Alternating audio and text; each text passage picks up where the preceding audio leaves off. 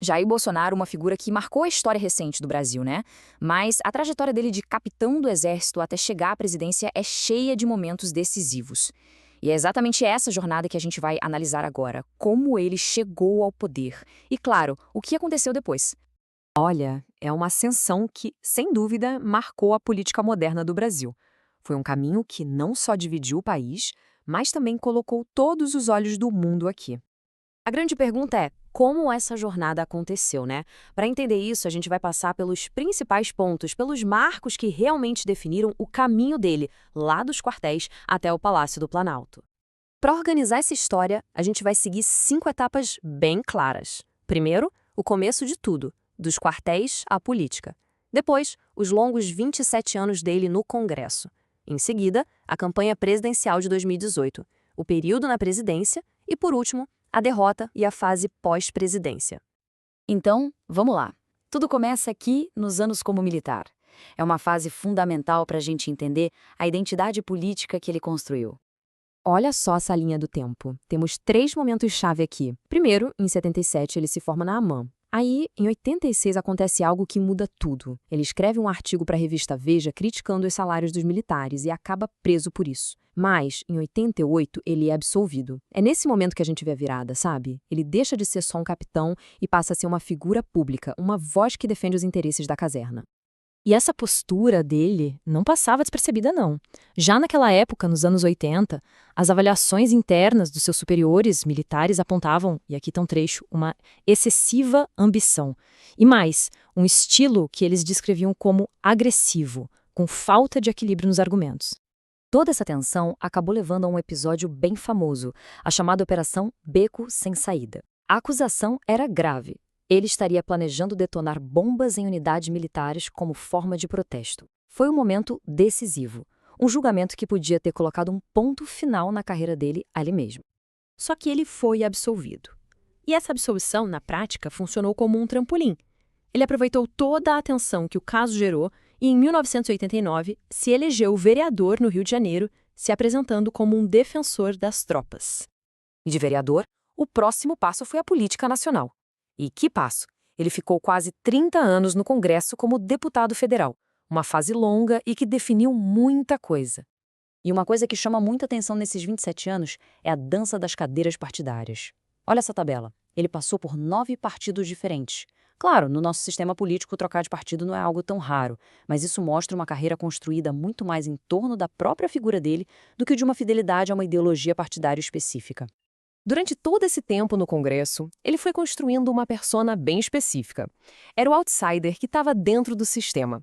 As bandeiras dele eram muito claras. Um conservadorismo social forte, uma oposição bem vocal aos direitos LGBT e, claro, as declarações polêmicas como a defesa da ditadura militar. E um detalhe importante, nesse período todo, ele teve pouquíssimos projetos de lei de sua autoria aprovados.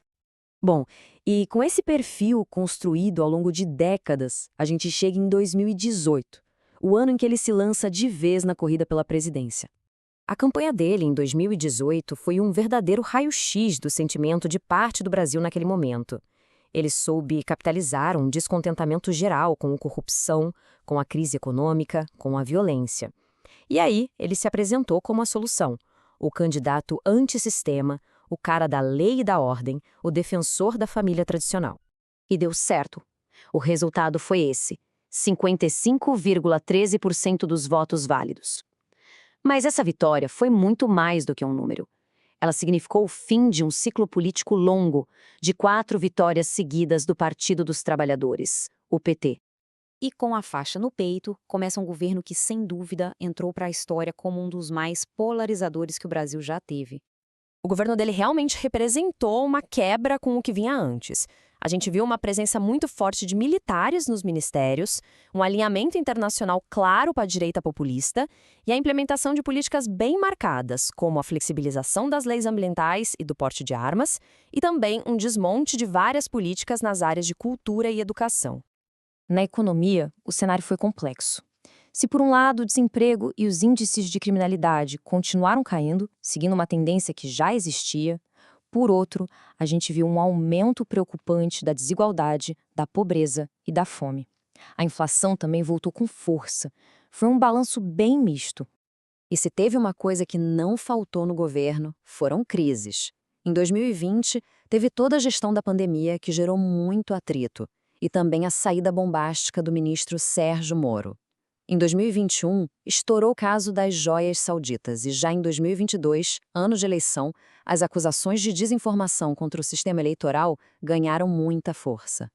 E tudo isso nos leva ao capítulo final, pelo menos até agora, a tentativa de reeleição e o que aconteceu depois que ele deixou a presidência. A eleição de 2022 foi, para dizer o mínimo, eletrizante. Uma das disputas mais acirradas que o Brasil já viu. A diferença no final foi mínima, menos de 2 pontos percentuais. Isso aqui é a fotografia de um país rachado ao meio. E o resultado dessa disputa tão apertada foi histórico por um motivo bem específico. Bolsonaro se tornou o primeiro presidente na história do Brasil a disputar a reeleição e não vencer. Depois da derrota, o cenário político dele mudou completamente. Primeiro teve aquela viagem para os Estados Unidos, antes de terminar o mandato. Depois, as consequências legais começaram a aparecer. O TSE o declarou inelegível até 2030 e, além disso, ele passou a ser investigado pela Polícia Federal por uma suposta tentativa de golpe. Então, chegamos ao fim dessa linha do tempo. De capitão do exército a presidente e agora inelegível. Essa trajetória toda deixa no ar uma pergunta que ainda vai ecoar por muito tempo. Qual é, afinal, o legado duradouro de Jair Bolsonaro para a política e para a sociedade brasileira?